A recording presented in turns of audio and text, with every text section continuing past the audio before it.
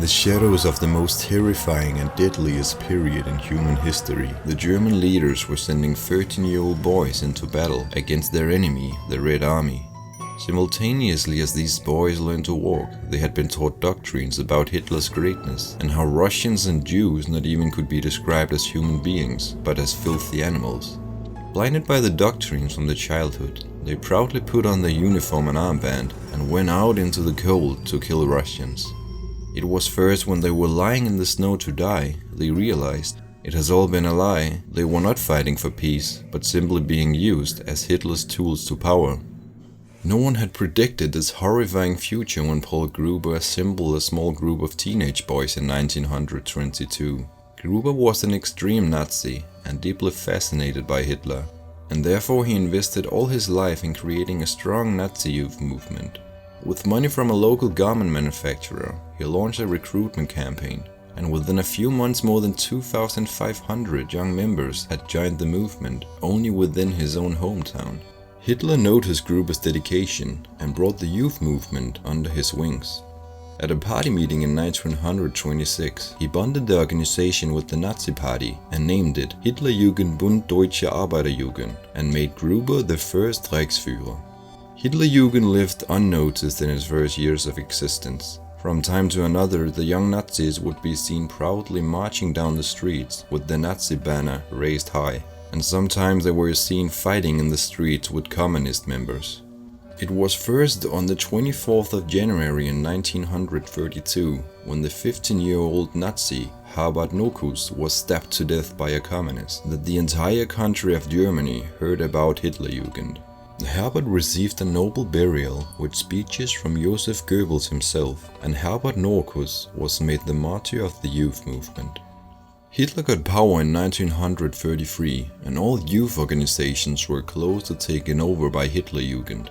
On a normal day in 1933, Heinrich Mittelmann met with his group of scouts and was waiting to participate in a scout meeting. But instead they were picked up by a group of Hitler-Jugend and marched through the city with banners and drums. Mittelmann's father was not amused, and with his objection that they couldn't afford the traditional brown uniform was answered with a package of 2 brand new uniforms as a gift from the Nazi Party.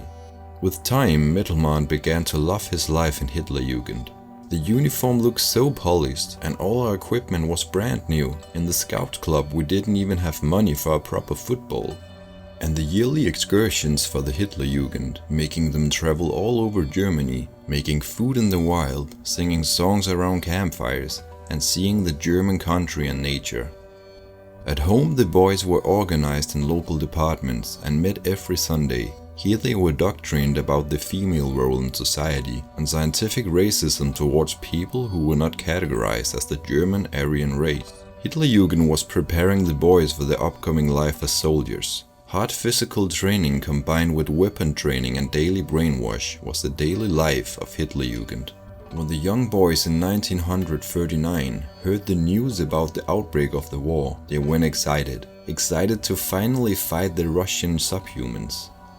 The boys began as reserve troops, who made tasks like firefighting and mail delivery, but with time they were sent directly on the battlefield.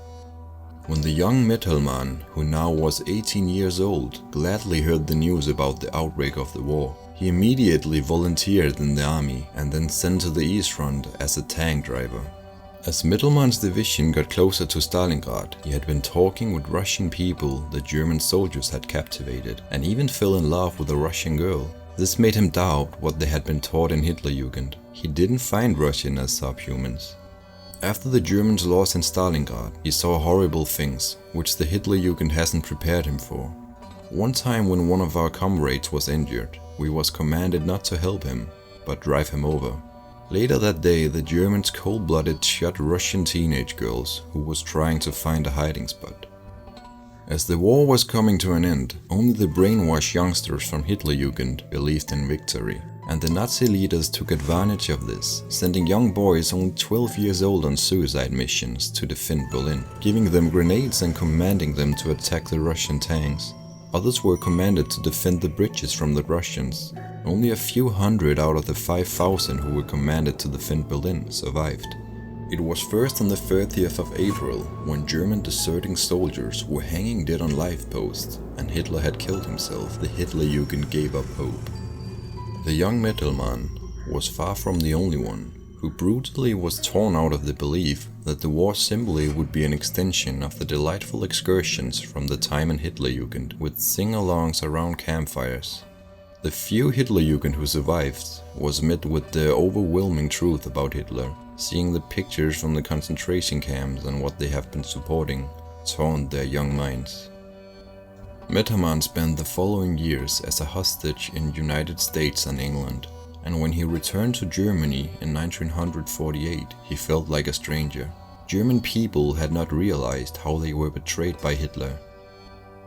After 4 months, Mittermann packed his suitcase and went back to England, never returning to Germany. Here he worked as a farmer while trying to make peace with his past until his death in 2011. The feeling of guilt over what I have done to others, especially Russians, lays as a burden on my shoulders. I regret the suffering I have inflicted to others, and I don't complain what they have done to me.